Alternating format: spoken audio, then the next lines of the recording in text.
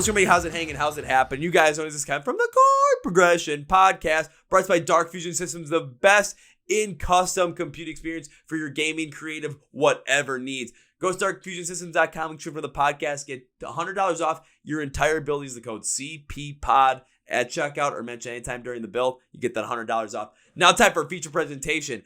German modern metalcore band MAVIS is on the podcast. We have Phil and Manu with us to talk about their brand new album, Grief is No Ally, coming out on Friday the 15th. And the band's name should be Resilience, actually, because this album takes into account everything they went through the past 3 years. And I don't think there's a band that has been through more than these guys has in terms of the amount of stuff they had to go through. It's an incredible conversation. So let's go! Yeah.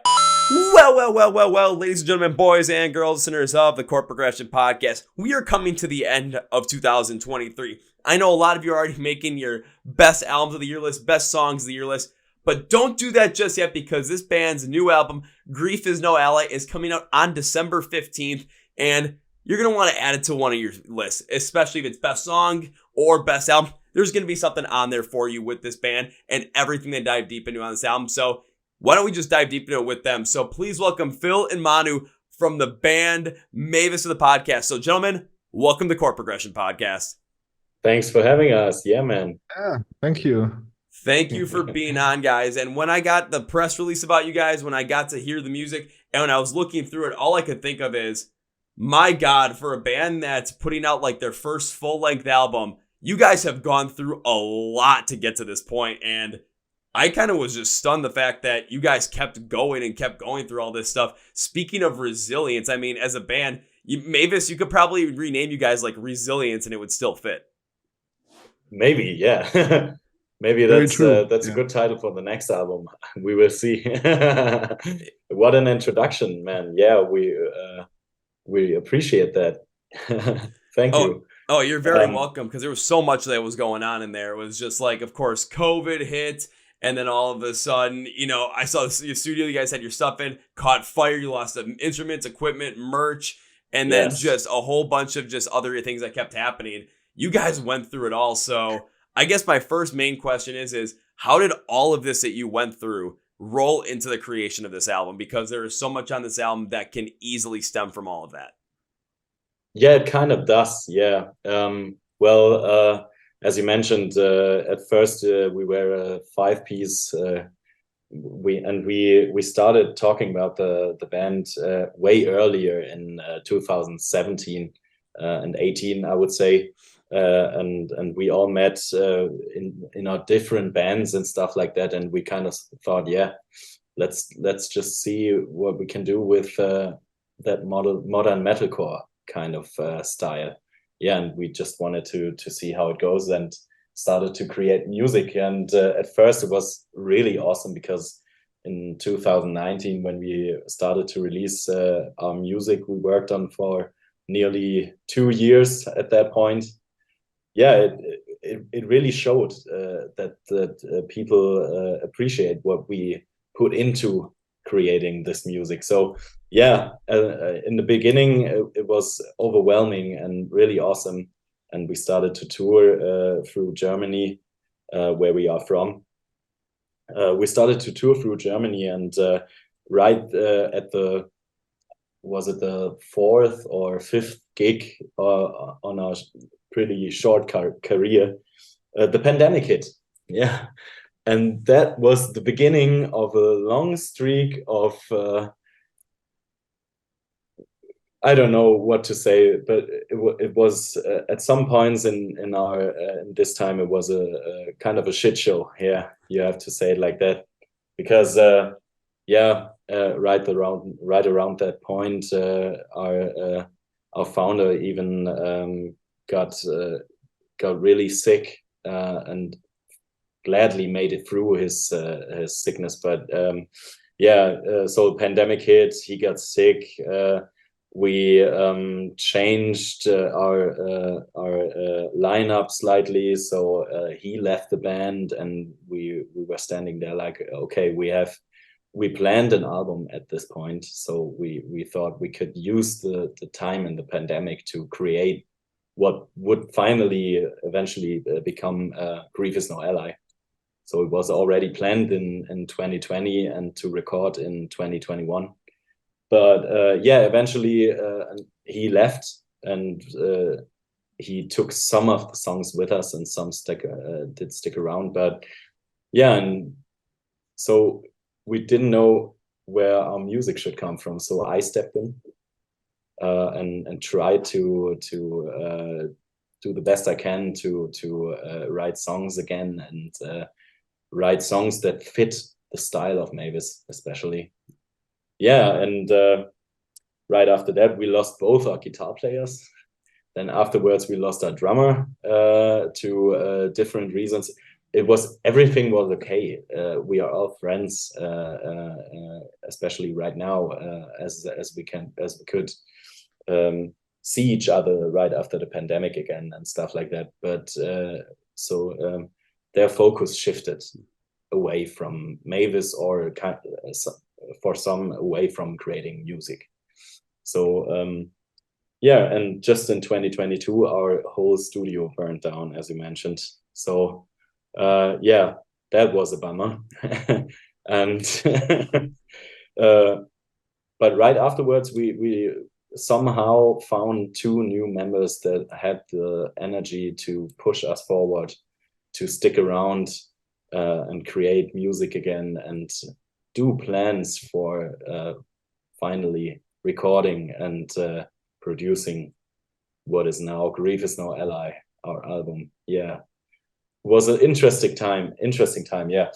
And the songs on Grief Is No Ally are from different periods in our band. Yeah, and somehow they for us, they show the timeline of what was going on, especially as Inside is the first released single, and the last track of the album, Marcescence, is the last song we recorded in the studio. So yeah, it's kind of the timeline of all the phases Mavis went through in this period. There's just so much that you said in there that there's to just completely unpack and really get an understanding of what you went through as a band, what everything had changed, and the amount of challenges, the amount of just random periods of loss when it came to lost time due to the pandemic, losing members. I'm not talking about losing members for life, just losing members because, like you said, focus shifted. Maybe they went into something else. They lost that want to create music. But the fact that you're still friends and you're still connected with them is something that is ever important, because when the pandemic hit, that was a massive cultural shift no matter where you were in the world. And people had different things that they realized, and people like different realizations, different perceptions, different perspectives that changed the way they want to live, or maybe they focused in on something they wanted to live a little bit differently. Maybe it was have a family, maybe it was spend more time with their kids, maybe it was go after a different passion, whatever it could have been. And it's just something that we had to deal with and go through. You guys seemed like you had to go through a little bit more on the heavier side, trying to create an album, having these things happen, and then having a studio fire make you essentially lose a lot of your equipment, a lot of the stuff that you're working on, a lot of the merch you had. So it's kind of like, okay, now we're having to go through all these different moments where our adversity is being tested.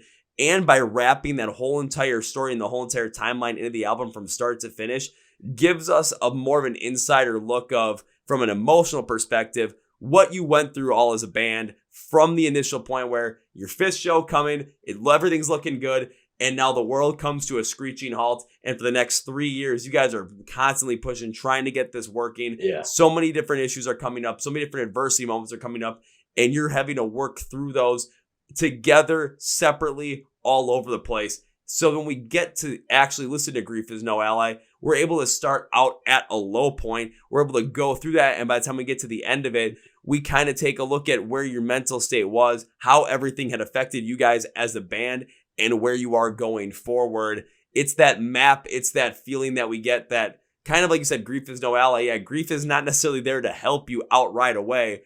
But at the same time, there's so much we can learn from it for going through those periods of time where we learn about ourselves, we learn about what we can put ourselves through, and we learn about our own resilience as human beings, which clearly, like I said, we could rename Mavis Resilience and it would still work, because it's like in your nature. Yeah, yeah, kind Maybe, of. Phil, maybe let me start with an kind of an outside view on all of this because I'm one of the new guys. Now I'm in this band, but kind of joined these guys last year, 2022, in the summer. And maybe you can say if I'm wrong, but as you said, you've been to so much stuff. You planned so early, wanted to do this right, and then so many. That wasn't highs or lows. That was one low after the other. So that was crazy. So when I actually met these guys, they were still part of three band members left. So I got connected by the drummer, and it was really that struggle again, hearing that from the outside, kind of, hey, there's so much potential here. So what's holding you back? And then obviously you realize after a certain time, okay, that's a lot. So okay, but like Phil said, it's different phases of that band. And I would say maybe it's the third phase now since Jakob, the drummer, and myself are on board here, is having all that history already, having that material. A lot of the songs were already there. They are maybe now very different on the album. We can talk about that later, how they changed, but there was so much foundational stuff already done that it was kind of getting this energy back into the two members left, so Phil and Mo, our bass player, to push this over the line. Because, as they said, they were so close, playing shows already, everything was well, and then this full stop for a reason no one can, yeah, influence. But I think it was always a clear goal, but again, for so many reasons, never reached that. But I think now we have a certain momentum that we actually now it just feels great. It's getting closer and closer. We already have some releases out, and that is just amazing how it turned out. The feedback so far, and we just can't wait for then finally the album to hit the, yeah, that everybody can Market, listen yeah, to it, hit the yeah. market. Yeah, that's it. It'll Yeah, be hit. and also what you said about the album title, I think, yeah, grief isn't necessarily what you would call optimistic feelings, but also you can learn so much from it. And I think sticking around through those periods made us I don't know how to say, but it made us more prepared for what could go wrong. So we obviously cannot plan on what could go wrong, but we're not that shocked anymore if anything doesn't go as planned, and so we are prepared to always have some plan B, or are able to plan around some obligations we cannot foresee. So even this year, when we recorded the album, we had to shift studio recording days 2 months back, and then the release of the album was already planned in November, but was shifted 5 weeks back. And so yeah, all those things, and even now that the release date 15th of December is not that great for all the best album of the year or best newcomer of the year lists you talked about, but yeah, we are gonna roll with it anyways, because we know what we can do, and we know that we created what we can do best, and hopefully people are gonna notice and Well, like it as much or even better than we do ourselves. Yeah, well, that's why I that called means a out to lot. everyone So, like, hey, yeah, don't finish up your album of the year list or song of the year list until you yeah. listen to Grief Is No Ally. But it kind of puts you in an interesting perspective too, because yeah, is it probably the most optimal time, data driven wise, to release an album? Probably not. But at the exact same time, where the positives come in it. One, you're letting it out there for people to actually consume. Two, if it's on a release day that doesn't have a lot of other bands on there and people are looking for new music, you're the ones that are there. You're the ones able to cover that and really take full force into it.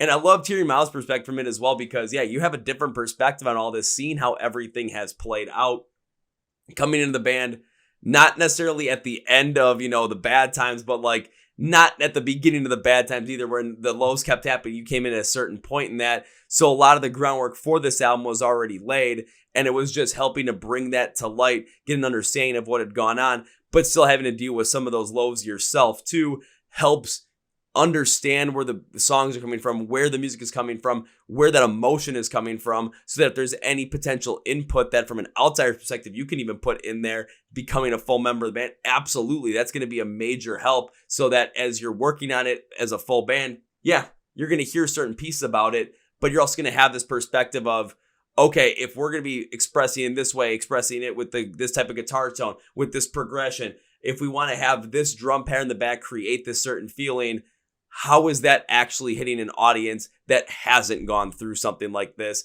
or hasn't gone through exactly this? How does that relate to their emotional standpoint where they can listen to it, feel the emotions we felt, but then relate it to something in their own lives so that they connect with it personally, and we're all connecting together based on the emotion and the theme of that specific song. And it's something that's always incredible to really listen to and get behind, which is something that really worked well with this album, with Grief Is No Ally, because you guys were able to do something like that, because of how much material and how much of an impact all this had that you guys had just ready to go to put into this album. But at the exact same time, it's just something where you guys went through so much.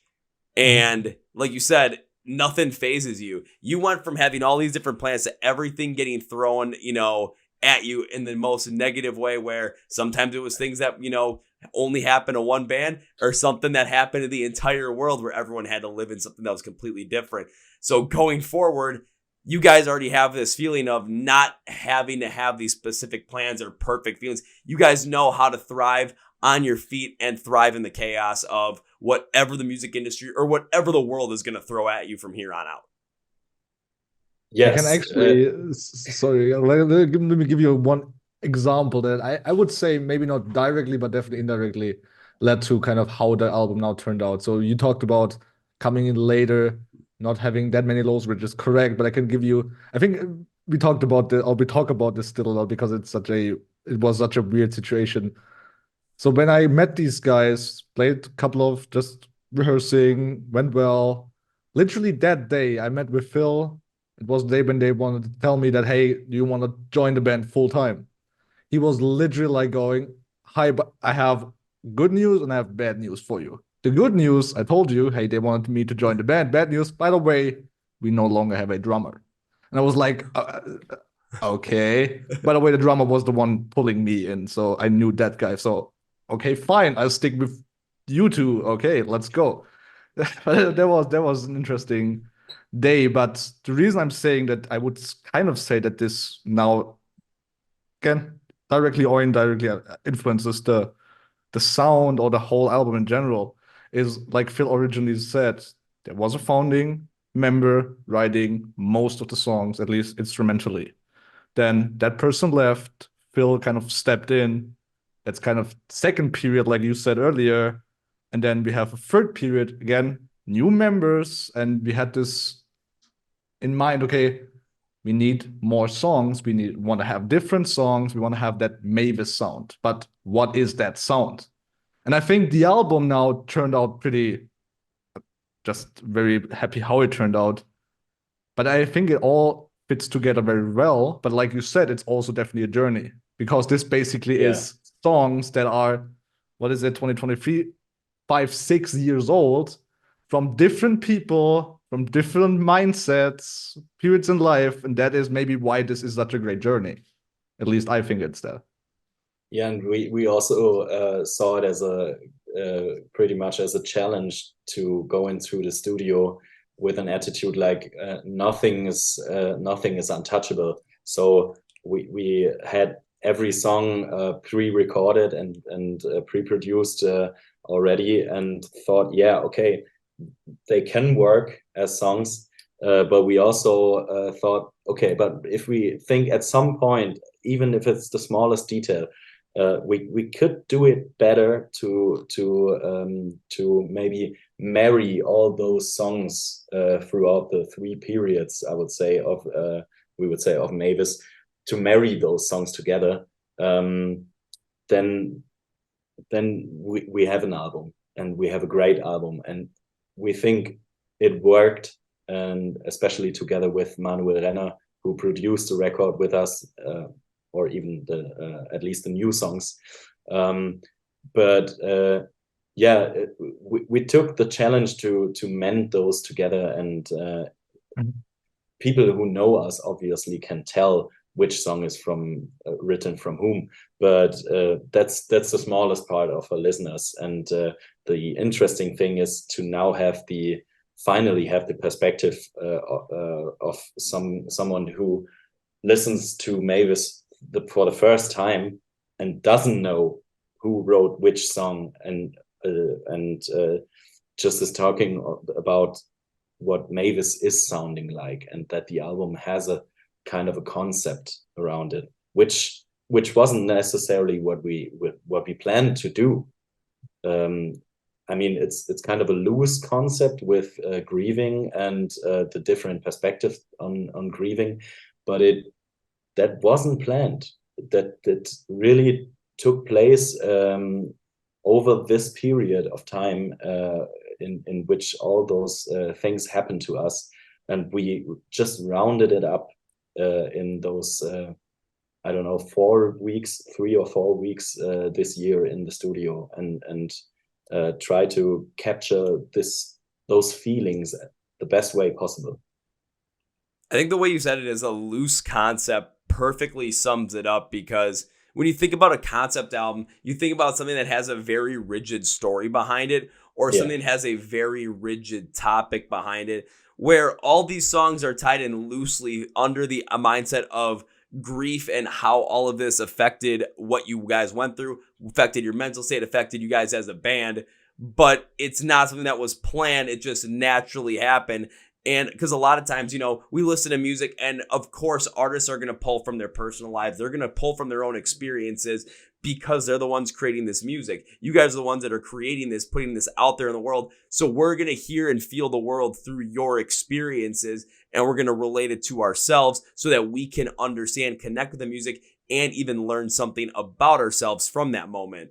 And seeing how all of this comes together loosely, but also still very tightly knit at the exact same time under all the experiences you guys went through, tying these 3 eras of Mavis just on this album alone, just given what you guys went through, with one person writing it, then Phil, then you writing, and then everyone else coming in and getting a different perspective on it. Now we have this conglomeration of experiences, of personal accounts, of just different mindsets. They're able to really wrap up into this album. So when it's fully out there and people are fully able to grasp their hands on it and listen to it on December 15th, might I add, you're getting an emotionally well-rounded album around the topic of grief and how a lot of these different individual aspects affected you guys, because you're getting it from one perspective of a songwriter. Now you're getting it from a second perspective of a songwriter, and you're getting it from multiple members of the band as well, coming in, putting their influence on there from their own experiences emotionally.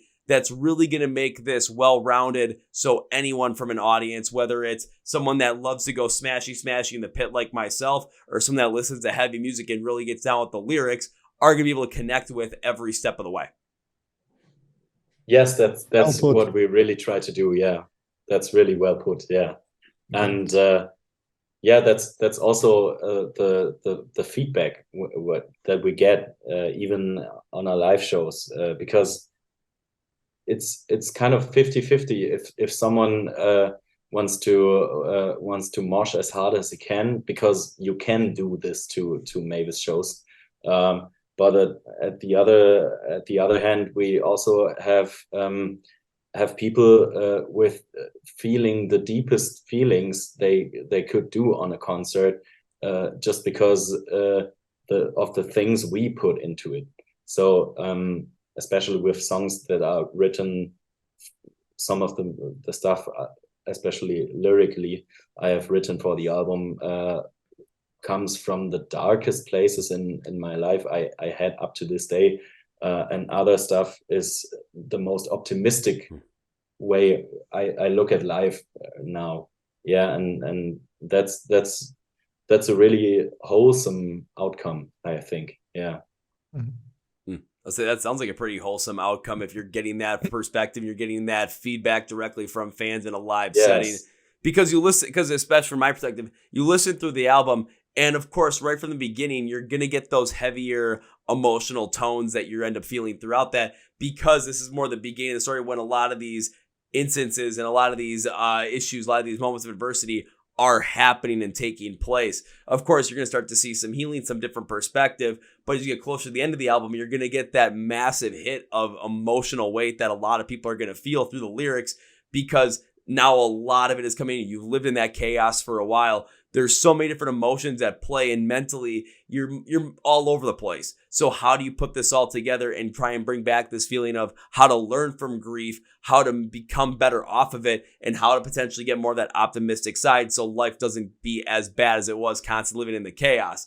But you get to the end of the album and it opens up like that. So you have that more positive outlook. You have that more inspirational feel to the way the instrumentals are being played and the way the tones are expressing that emotion within us and creating connotations in our brain so that we can connect with them. And that's the beauty of it. That's really where this thing thrives, because there's so many waves you can go on, but the way that you end on a more of a positive feeling to it, it shows again that grief is not necessarily your ally, but grief can teach you so many things about yourself, show you what is important to you in life, and just put you on a path of self-healing and betterment.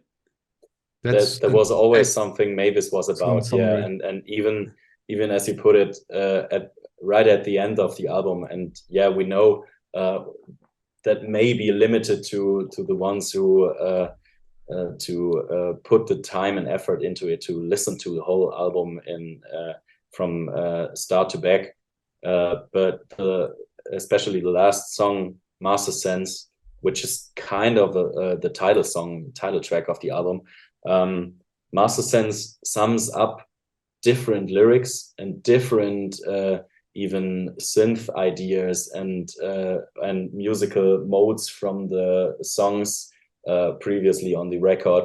And I, for myself, am really, really glad how Marcescence turned out, because it was really, really hard for me to write those lyrics and kind of think about the album title and how it became a summary of MAVIS' career so far itself. And yeah, I try to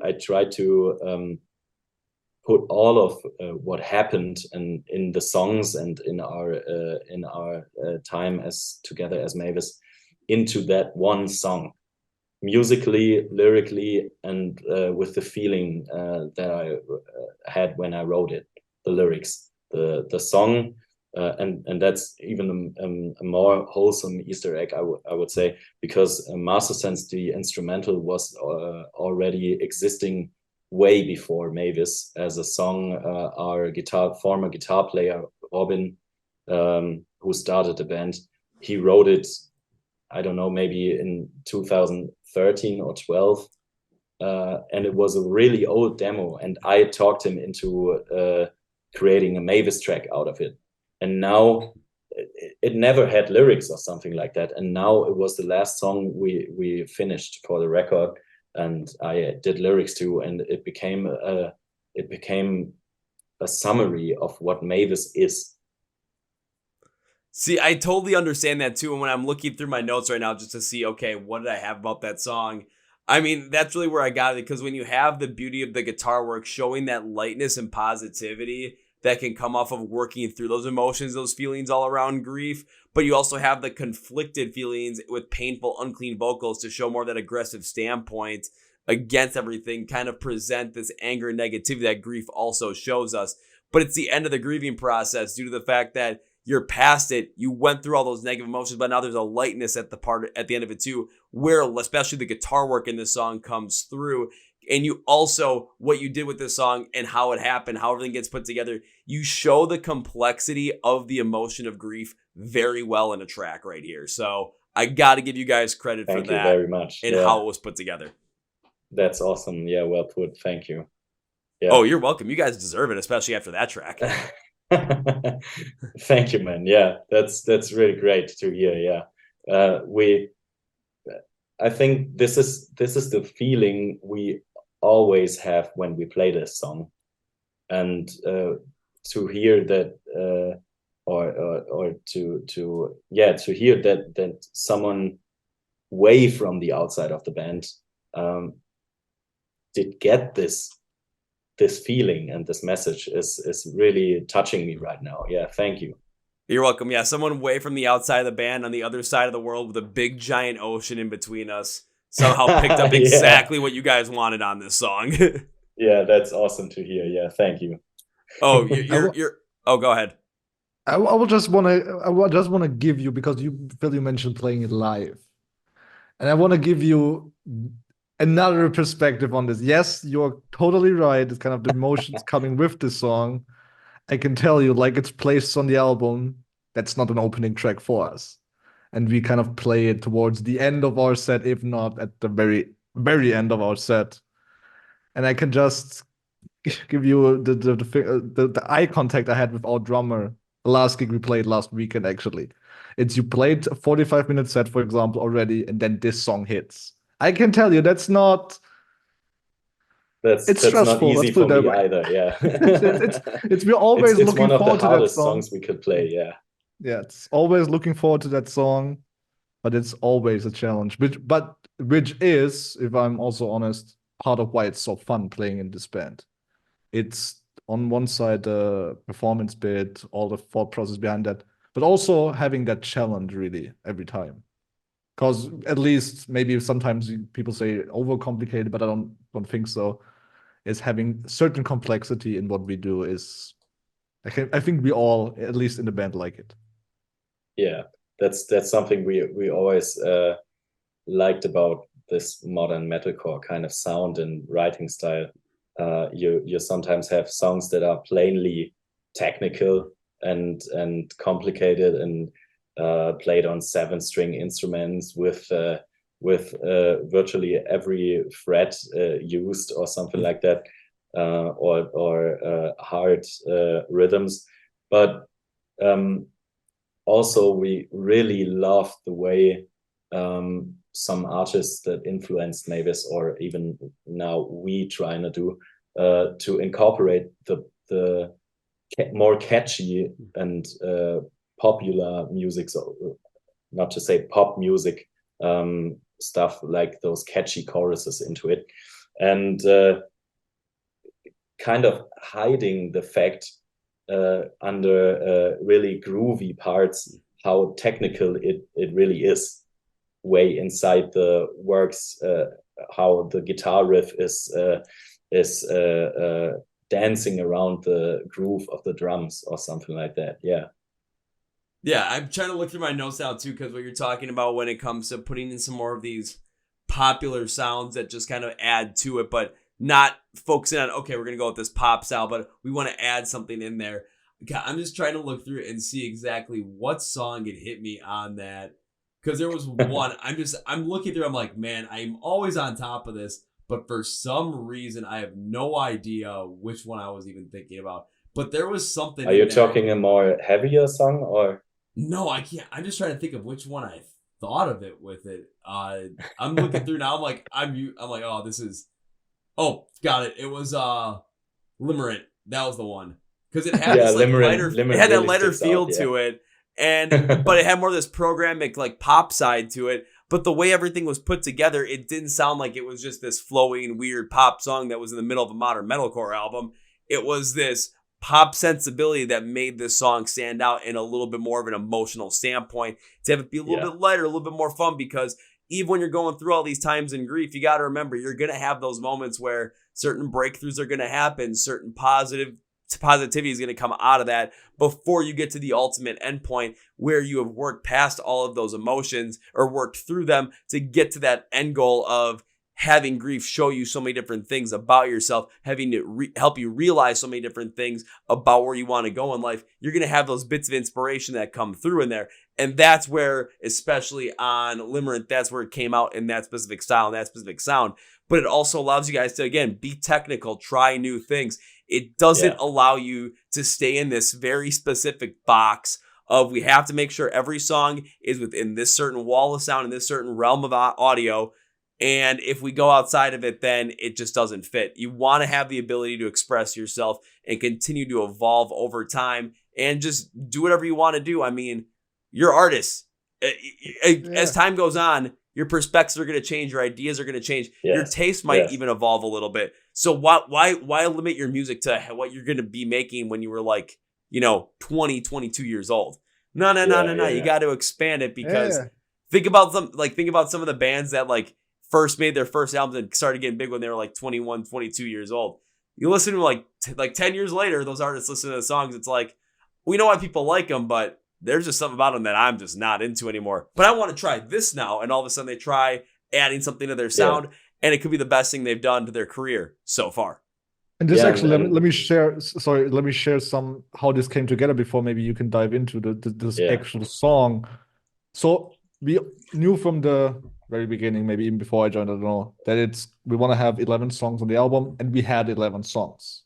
Kind of couple weeks, if not months before the album. Just don't remember the exact timing.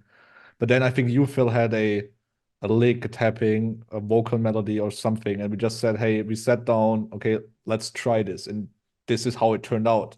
And like you exactly said, so this is kind of the part of the third phase, you called it era of MAVIS already, how this came together. But exactly to your point, it was not limiting ourselves, let's just do it. Let's put this weird drum groove on top of everything that is nothing like any other metalcore band would do, probably. Maybe some will do, but let's just try it, which our drummer hated, by the way, in the beginning, but now fully on board. But hey, that's what it is.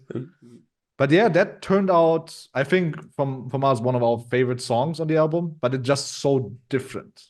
But yeah, very much looking forward to that release and the reaction of people. Like you exactly had that reaction we were, I would say, hoping for a bit, is you listen to a metalcore album and then it's kind of in the middle towards the end of the album. It's like, whoa, what's that now?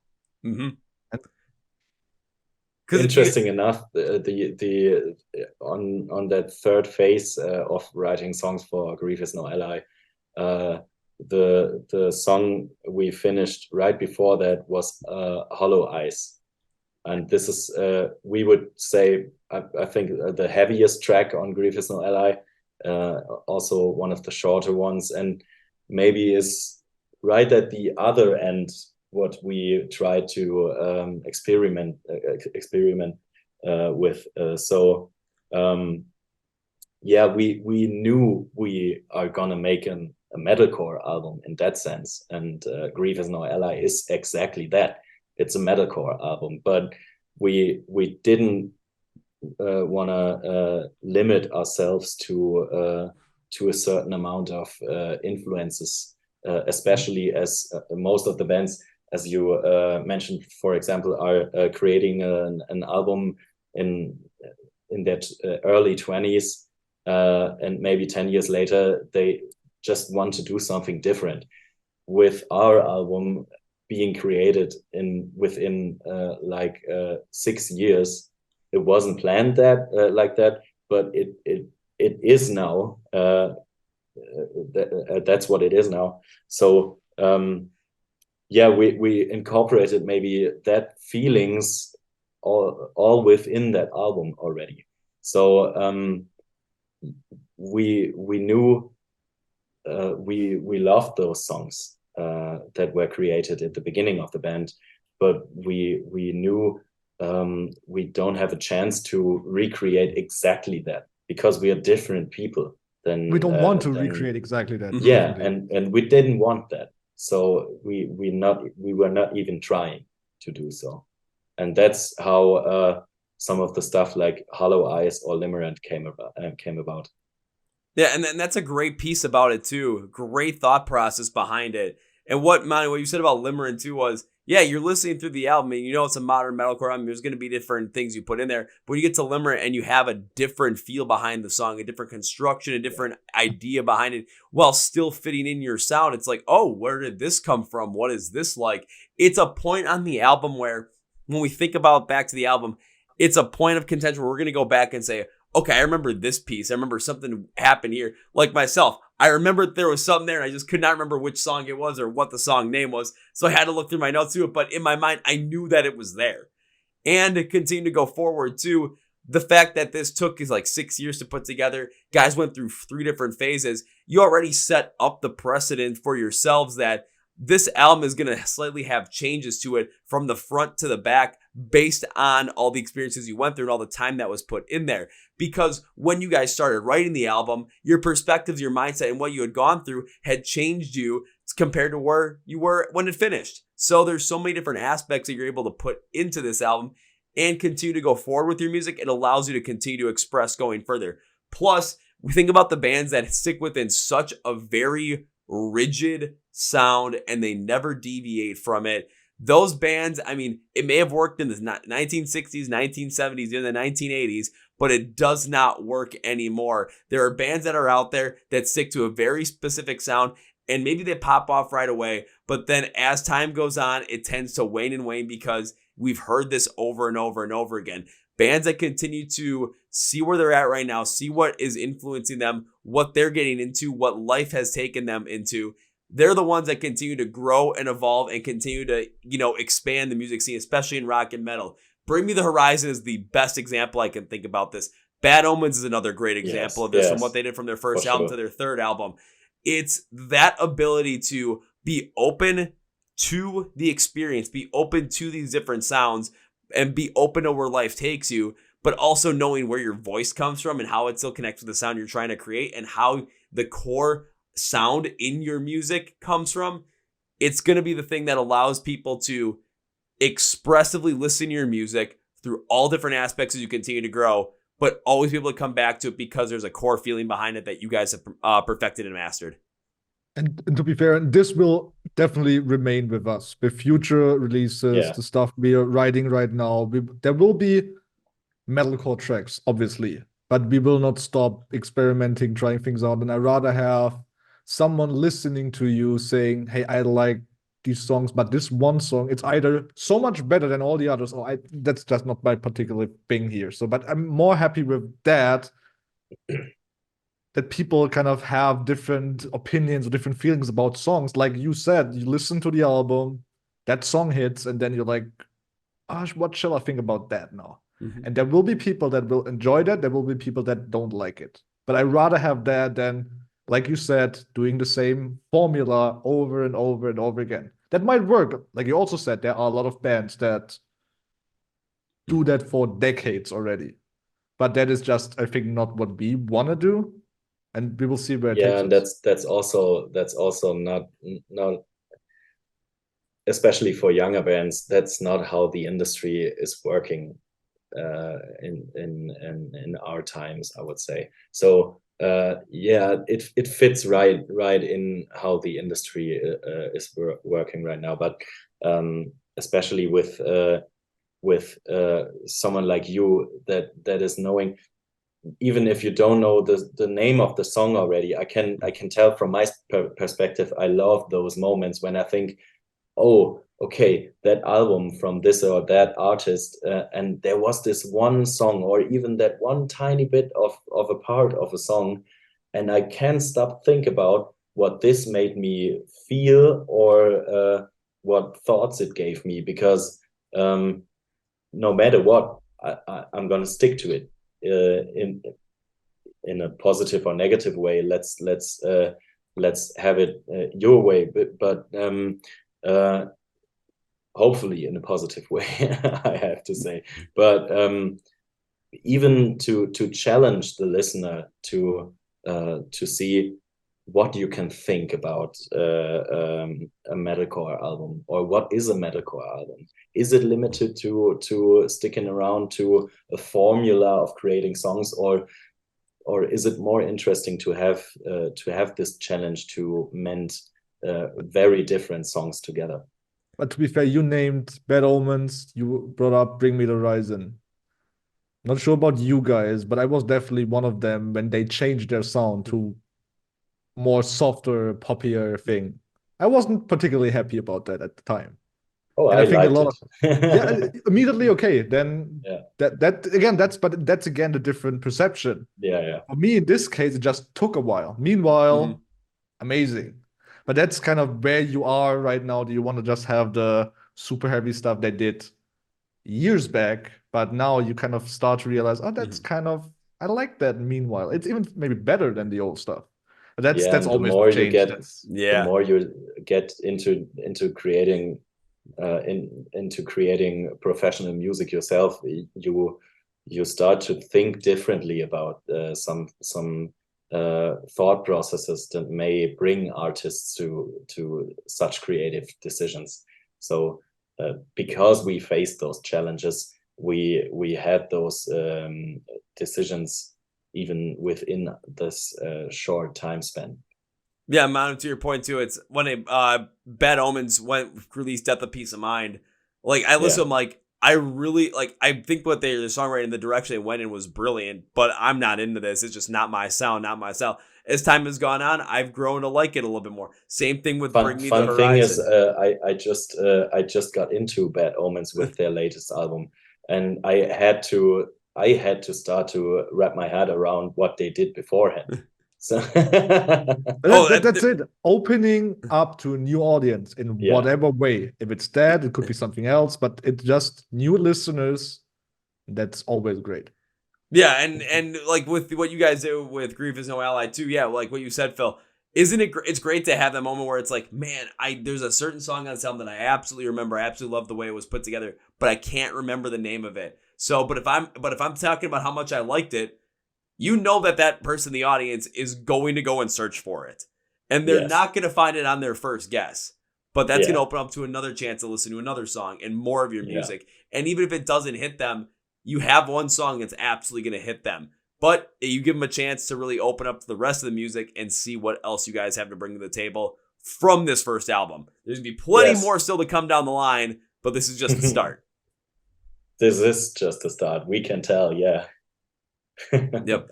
This is just the start, and there is a long, long way to go. Well, as we're kind of coming close to the end of the time with you guys, I always have one question I like to ask at the end of the podcast to all my guests now, because it is a great way for us as music lovers to get to know more about the great music that you guys know about too. So my question is this. I'm going to ask you guys for 3 bands. So can you give me 3 bands that are upcoming that you are absolutely loving right now? I want to get people to know more about new music that's coming out, more about new bands that are coming out. I want to hear what you guys are listening to, what you guys love. So let's hear it. Do you want to start? Let me think about it for a second at least. But go ahead if you have something.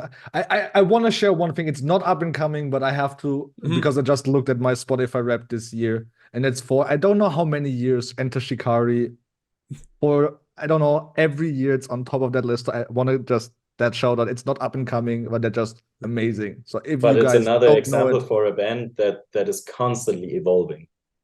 absolutely, yeah. Every album, pretty much every song is different, and that's a big influence, not in terms of the songwriter, but in terms of exactly constantly evolve. So Enter Shikari is definitely up there. Not up and coming, but in case the listeners don't know that, definitely check it out. Yeah, and I would say Manu wouldn't disagree. I think because I'm a music nerd myself, so or what you would consider a music nerd, especially within the metal scene, because I love to look after underground bands or even stuff that grows on me. Especially with what bands like Sleep Token are now reaching. And I got to know them when they did their first EP, and someone from the UK just showed me, those guys, they're from the town next to mine, and they're really creating something there. And it was just to see that grow on so many people is amazing to see. Yeah, and I recently just got more and more into more complex metal stuff, like Tesseract, the latest record. I really love that one. Yeah, but but also funny enough, I really love the latest Dua Lipa album, and that's where my music taste combines, I would say. Yeah. Hey, it makes sense. Sometimes it just combines in the weirdest ways, but you got to enjoy it, Yeah. right? Yeah, for Yeah, sure. if I can add, I would say let me add two things that was a major influence before I knew these guys at all, and this is again not really up and coming once again, but is Wolfpack, which is funk, which was for some reason not really an influence that makes sense for metalcore, but it was definitely up there. Mm-hmm. And another artist, again, it's more rap, I would say, UK artist called Ren. He just has something special. I'm not sure it's theatrical or what. There's just something about him that stuck. And yeah, Yeah, it doesn't matter what the genre is as long as it hits you. That's what matters, right?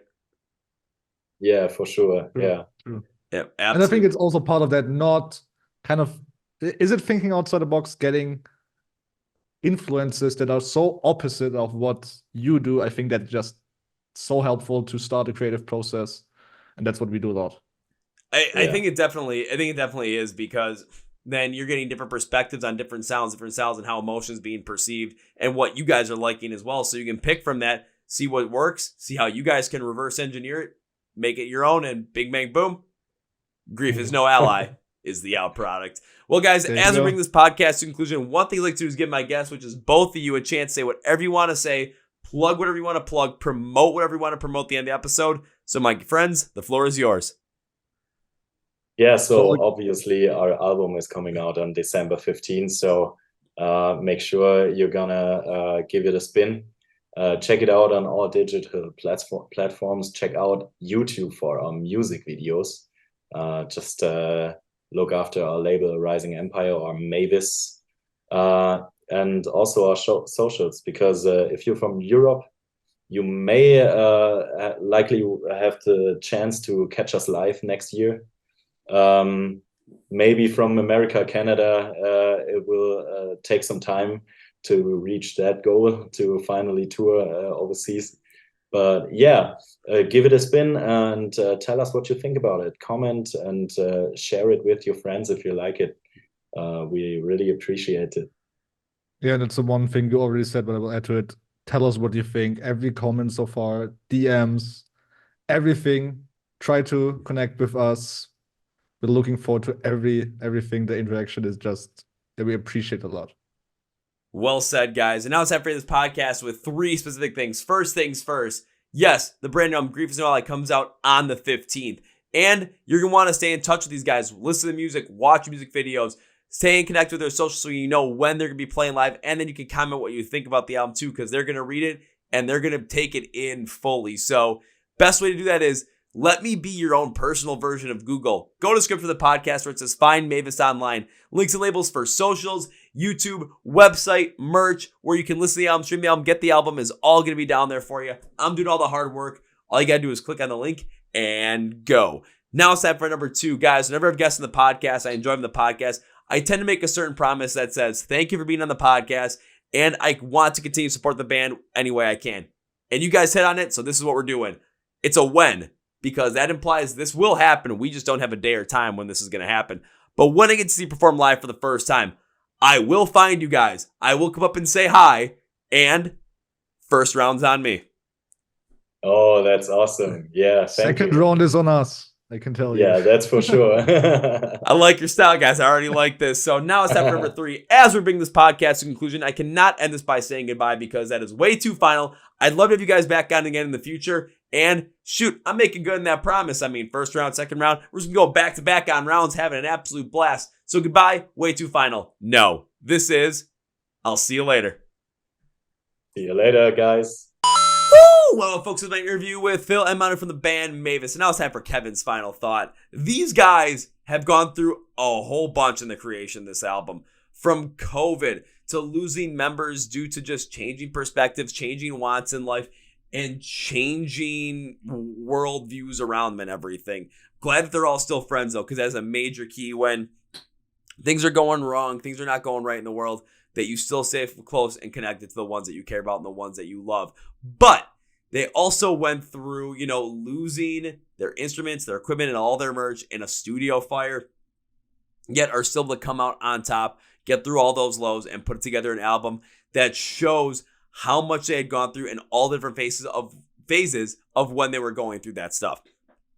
That speaks to the level of creativity, the level of drive, and the level of passion that these guys have for this band, and how much it took to make sure that they accurately represented what they want to represent, how they want to put out there when it comes to telling these stories of grief, when it comes to telling how impactful grief can be on us, how hard it can be to get through, but how much it can show us who we truly are, what we truly want in life, and what have those revelation moments where we can do this. It was an incredible conversation to have, and just listen all throughout Grief Is No Ally, because there's a lot of different emotions in here, and they perfectly put them out in a modern metalcore sense when it comes to the sound, style, progression, everything around there. So make sure you check it out on December 15th. Make sure you follow along with Mavis as well. Go to the podcast where it says Find Mavis Online. Links and labels for everything are going to be down there, for their social medias, YouTube, where you can watch videos, where you can find them online, where you can find them at shows, and where you can listen to Grief Is No Ally as well.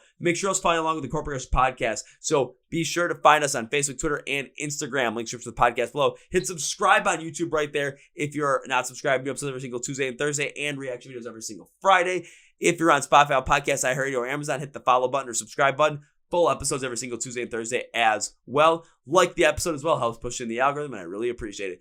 Thank you, Phil. Thank you, Manu. And guys, that's going to be everything, guys. Thank you for listening to the Chord Progression Podcast. My name is Kevin, and you guys know how I end every single one. That was a big, healthy, and hearty. See y'all. Yeah.